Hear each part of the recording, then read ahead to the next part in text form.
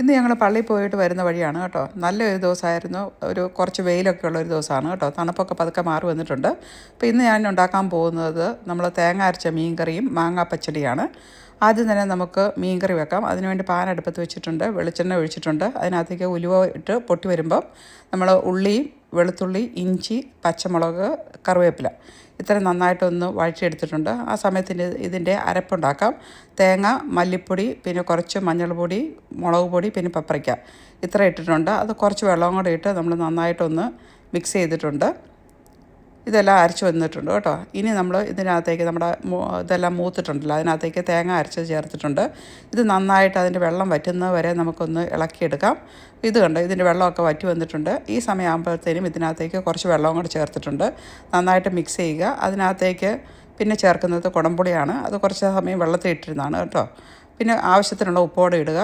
ഇനി ചാറ് കുറച്ചുകൂടെ വേണമെങ്കിൽ അതിനനുസരിച്ച് വെള്ളം ചേർക്കുക. ഇനി ഇതൊന്ന് തിളയ്ക്കുന്ന സമയം വരെ വെയിറ്റ് ചെയ്യാം.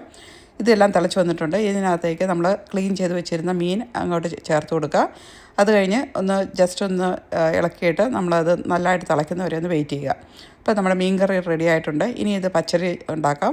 പച്ചടിക്ക് വേണ്ടി നമ്മൾ മാങ്ങ ഇതുപോലെ ചെത്തിയെടുക്കുക. അതിനകത്ത് നമ്മൾ ഇത് ചെറുതായിട്ടൊന്ന് കട്ട് ചെയ്തിട്ട് നമ്മൾ ഫുഡ് പ്രോസസ്സർ ഇട്ടാണ് ഇത് ചെറുതായിട്ടൊന്ന് കുഞ്ഞു കുഞ്ഞായിട്ട് കട്ട് ചെയ്താൻ പോകുന്നത്. അല്ലെങ്കിൽ നമ്മളിത് കൊത്തി അരിയണം. ചെറുതായിട്ട് കൊത്തി അരിഞ്ഞാണ് സാധാരണ ചെയ്യുന്നത്. പക്ഷേ ഫുഡ് പ്രോസസ്സറിലിട്ടാൽ ഇതുപോലെ നമുക്ക് പൊടിയായിട്ട് അരിഞ്ഞെടുക്കാൻ പറ്റും. ഒരു പാൻ അടുപ്പത്ത് വെച്ചിട്ടുണ്ട്. അതിനകത്തേക്ക് വെളിച്ചെണ്ണ ഒഴിക്കുക. എണ്ണ ചൂടായി വരുമ്പോൾ അതിനകത്തേക്ക് സവാള അരിഞ്ഞത്, കുറച്ച് ഇഞ്ചി, പിന്നെ പച്ചമുളക് ഇത്ര ഇട്ടിട്ടുണ്ട്. അതൊന്ന് വാടി വരുമ്പോൾ അതിനകത്തേക്ക് മാങ്ങാച്ചും കൂടെ ചേർത്തിട്ട് ഉപ്പോടെ ചേർത്ത് ഇളക്കുക. അതിനുശേഷം കുറച്ച് നമ്മൾ തേങ്ങാപ്പാലോടെ ഒഴിക്കുന്നുണ്ട്. ഇത്രയേ ഉള്ളൂ. അത് ചെറുതായിട്ട് ചൂടായി വരുമ്പോൾ നമുക്കിത് ഓഫ് ചെയ്യാം. അപ്പം മാങ്ങ ഇട്ടതിന് ശേഷം ഒത്തിരി ഒന്നും നമ്മൾ ചൂടാക്കരുത് കേട്ടോ. ജസ്റ്റ് ഒന്ന് വാടിയാൽ മതി. ഇനി നമ്മുടെ മീൻ കറിക്കും പച്ചടിക്കും വേണ്ട കടുക് പൊട്ടിച്ചിടുകയാണ്. കടുക് പൊട്ടി വരുമ്പോഴത്തേനും അതിനകത്തേക്ക് ചെറിയ ഉള്ളിയും കറിവേപ്പിലയും ചേർത്തിട്ടുണ്ട്.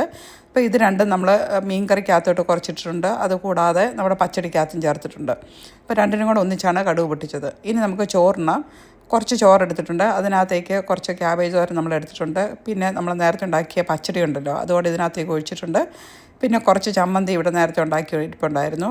കൂടാതെ നമ്മുടെ മീൻ കറി ഉണ്ടല്ലോ, അതും എടുത്തിട്ടുണ്ട്. നല്ല അടിപൊളി മീൻ കറിയാണ്. നിങ്ങൾക്ക് കാണുമ്പം തന്നെ അറിയാമല്ലോ അല്ലേ, നല്ല ടേസ്റ്റാണ്. അപ്പോൾ നിങ്ങൾ ഇതുവരെ ഉണ്ടാക്കിയിട്ടില്ലെങ്കിൽ ഇതുപോലെ മീൻ കറി ഒന്ന് ഉണ്ടാക്കി നോക്കുക. അതുപോലെ പച്ചടിയും, ഇത് രണ്ടും നല്ലൊരു കോമ്പിനേഷനാണ്.